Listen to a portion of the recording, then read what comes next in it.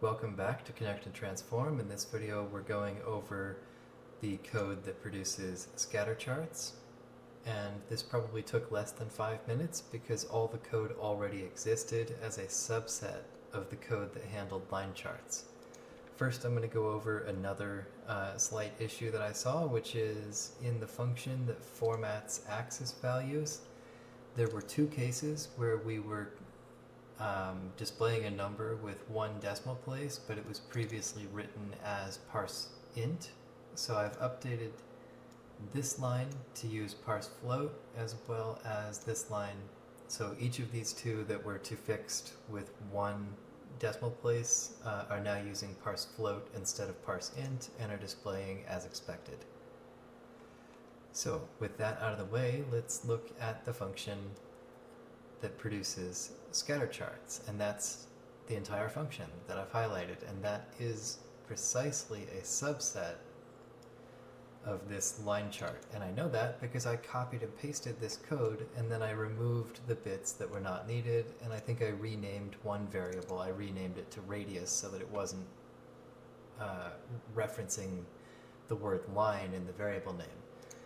But basically we just have a couple constants for the graph size to calculate the ratio between pixels and data units. And then of course we've got our loops for series and data positions.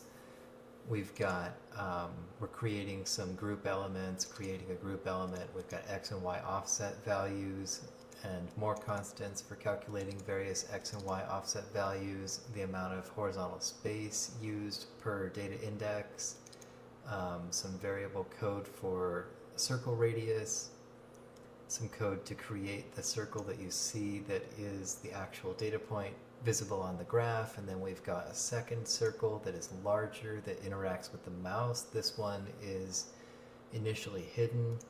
It's the one that has the two data points we need for the tooltip, and it interacts with the event listeners attached to the mouse. And then we've just got a couple lines here to make sure to attach all the elements that we've created to the appropriate containers. And we've re-enabled the create random data function. So as I refresh this, we'll see completely different data in all of the charts.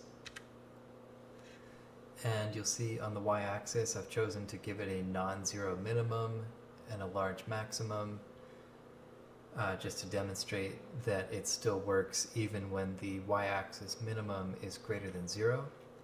We see that there happens to be some very low numbers here. They're very close to the y-axis minimum, which is 330,000 in this particular case. The maximum is 1.1 million, and we see a couple data points that nearly approach that, but not quite. And we can see there's a number of different colors corresponding with the series, and as I hover over these, the tooltips are not only showing the data value, but they're also referring to the series name. So we see test 2, test 1, test 3,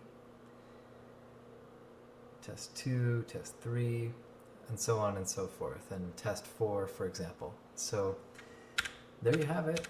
Basically there's a smaller circle shown on the graph, and I could change the radius of these. In fact, I might change the radius of these because they're a little bit small, but then there's a larger circle that is in that range that you can hover over with the mouse and interact with the tooltips.